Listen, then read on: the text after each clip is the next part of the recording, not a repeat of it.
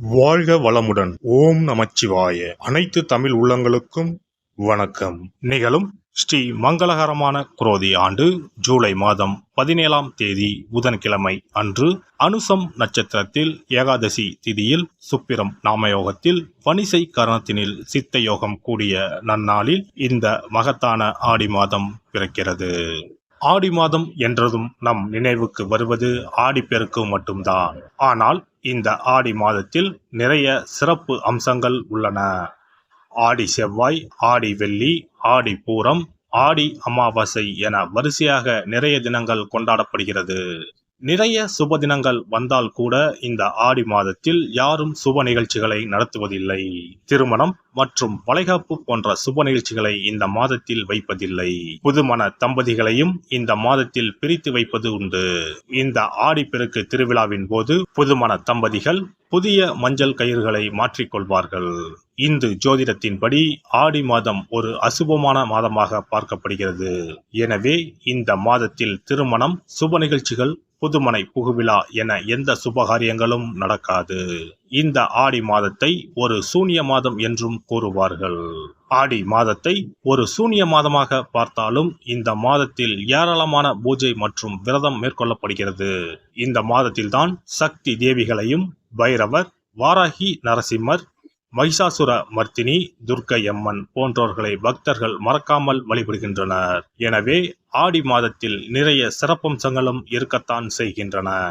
ஆடி மாத கிரகநிலை என எடுத்துக்கொண்டால் ரிஷபத்தில் குருவும் செவ்வாயும், கடகத்தில் புதன், சுக்கிரன், சூரியனும், கன்னியில் கேது பகவானும், கும்பத்தில் சனியும், மீனத்தில் ராகு பகவானும் உள்ளனர். இம்மாத கிரக பெயர்ச்சி என பார்த்தால் ஆடி மாதம் 3ஆம் தேதி புதன் பகவானும் 15ஆம் தேதி சுக்கிர பகவானும் இடப்பெயர்ச்சி ஆகின்றனர். அதைத் தொடர்ந்து 20ஆம் தேதி புதன் பகவான் வக்கிரம் அடைகிறார். ஆக புதனும் சனியும் இம்மாதம் வக்கரத்தில் சஞ்சாரம் செய்கின்றனர். இந்த கிரக அமைப்பினால் உங்கள் வாழ்வில் உண்டாகும் சுப மற்றும் அசுப பலன்கள் என்ன என்பதனை பற்றி காண்போம்.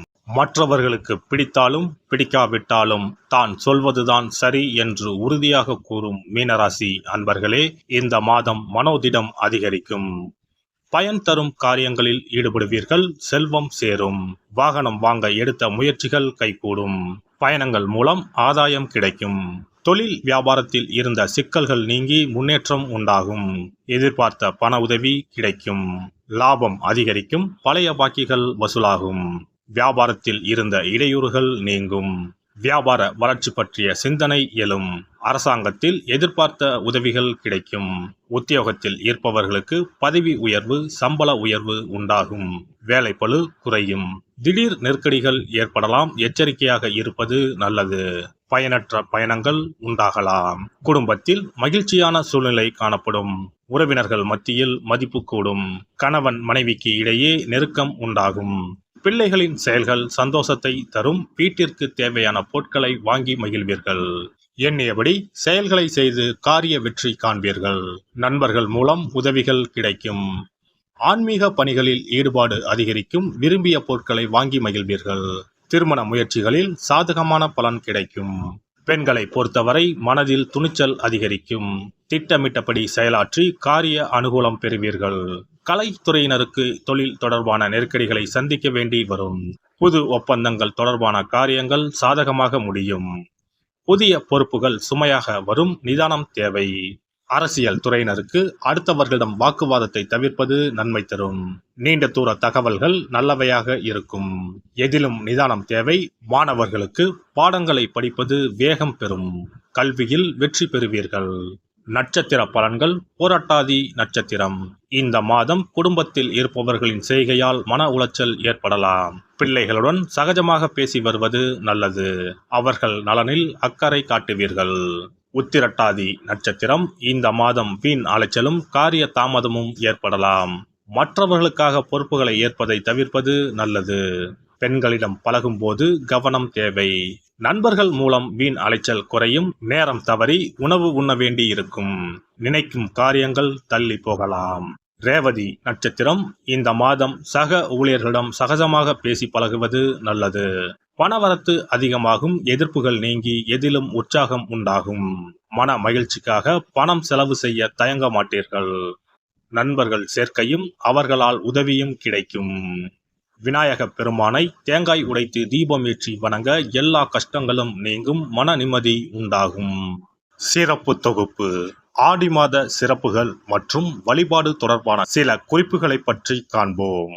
ஆடி மாதத்தில் சிவனின் சக்தியை விட பார்வதியின் சக்தி அதிகமாக இருக்கும் என்பது ஐதீகம். ஆடி மாத அமாவாசை அன்று மறைந்த முன்னோர்களுக்கு பிதுர் கடமைகளை செய்தால் ஆண்டு முழுவதும் பித்ருக்களுக்கு கடன் கொடுத்த பலன் கிடைக்கும். ஆடி மாதம் சுக்லா தசமியில் திக் தேவதா விரதம் இருக்க வேண்டும். அன்று திக் தேவதைகளை அந்தந்த திக்குகளில் வணங்கி பூஜித்தால் நினைத்தது நடக்கும். ஆடி மாதம் சுக்லபட்ச ஏகாதசி முதல் கார்த்திகை மாதம் சுக்லபட்ச ஏகாதசி வரை மாத உபவாசம் இருப்பது குடும்பத்தில் அமைதியை ஏற்படுத்தும். ஆடி மாத செவ்வாய்க்கிழமைகளில் கோவிலில் எலுமிச்சப்பழ விளக்கு ஏற்றினால் கூடுதல் பலன்கள் கிடைக்கும். ஆனால் எலுமிச்சப்பழ விளக்குகளை ஒருபோதும் வீட்டில் ஏற்றக்கூடாது. வளர்பிறை துவாதசி நாளில் தொடங்கி கார்த்திகை மாதம் வளர்பிறை துவாதசி நாள் வரை பெண்கள் துளசி பூஜை செய்து வந்தால் நினைத்தது நடைபெறும். வீட்டில் சகல செல்வங்களும் குவியும். ஆடி மாதம் செவ்வாய் வெள்ளிக்கிழமைகளில் காமாட்சி தேவியை வணங்கினால் திருமண தடைகள் விலகி சுபம் உண்டாகும். ஆடி மாதம் முழுவதும் மீனாட்சியை வழிபட்டால் குடும்பத்தில் அமைதி ஏற்படும். ஆடி மாதம் முத்துமாரியம்மனை மனமுருக வழிபட்டால் திருஷ்டிகள் விலகிவிடும். ஆடி மாதம் சுக்ல துவாதசியில் மகா விஷ்ணுவை நினைத்து விரதம் இருந்தால் செல்வம் பெருகும். ஆடி மாதம் சுக்லபட்ச ஏகாதசி தினத்தன்று அன்னதானம் செய்தால் சகல பாக்கியங்களும் கிடைக்கும். இம்மாதம் ஏகாதசி துவாதசி நாட்களில் அரச மரத்தை சுற்றி வந்து வழிபட்டால் வாழ்வில் மகிழ்ச்சி உண்டாகும். ஆடி மாத வெள்ளிக்கிழமைகளில் மகாலட்சுமியை வழிபட்டால் வீட்டில் செல்வம் சேரும். இம்மாதம் ஏதாவது ஒரு வெள்ளிக்கிழமை அம்மனை ஆவாகனம் செய்து வீட்டுக்கு வரவழைத்து வழிபடுவது சிறப்பை தரும். ஆடி மாதம் குத்து விளக்கை லட்சுமியாக பாவித்து அலங்கரித்து வழிபடுதல் வேண்டும். ஆடி மாதம் அம்மனுக்கு பால் பாயசம் சர்க்கரை பொங்கல் வைத்து வணங்குதல் வேண்டும். அம்மனை வழிபடும் போது மறக்காமல் லலிதா சகஸ்ரநாமம் சொல்ல வேண்டும். இம்மாதம் வீட்டில் சிறப்பு பூஜைகள் செய்யும் போது சிறு பெண் குழந்தைகளை அம்மனாக பாவித்து உணவு கொடுத்து ரவிக்கை, சீப்பு, குங்குமச்சிமிழ், கண்ணாடி, வளையல், தாம்பூலம் கொடுக்க வேண்டும். இம்மாதம் அம்மனுக்கு சாற்றப்படும் வளையல்களை பெண்கள் அணிந்து கொண்டால் திருமண பாக்கியம், குழந்தை பாக்கியம், சகல நலன்களையும் நீங்காத செல்வத்தையும் பெறலாம். ஆடி மாத வெள்ளிக்கிழமைகளில் அதிகாலையில் எழுந்து குளித்து தூய ஆடை அணிந்து சாணத்தை பிள்ளையராக பிடித்து செவ்வரளி, செம்பருத்தி, அருகு கொண்டு சூரிய உதயத்திற்கு முன்னர் விநாயகரை பூஜிக்க வேண்டும். வாழை இலை மீது நெல்லை பரப்பி அதன் மீது கொழுக்கட்டை வைத்து விநாயகரை வழிபட செல்வம் கொளிக்கும்.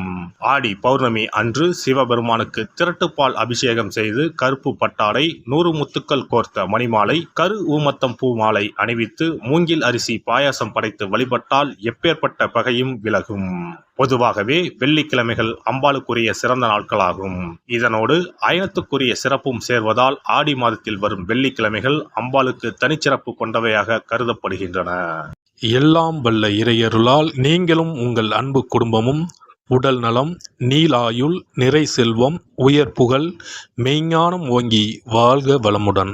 இந்த வீடியோ பதிவு உங்களுக்கு பிடித்திருந்தால் லைக் பண்ணுங்க, கமெண்ட் பண்ணுங்க, ஷேர் பண்ணுங்க, மறக்காம சப்ஸ்கிரைப் பண்ணுங்க, பக்கத்துல இருக்கிற பெல் பட்டனை கிளிக் பண்ணுங்க. நன்றி, வணக்கம். ஓம் நமச்சிவாய. சிவாய நம.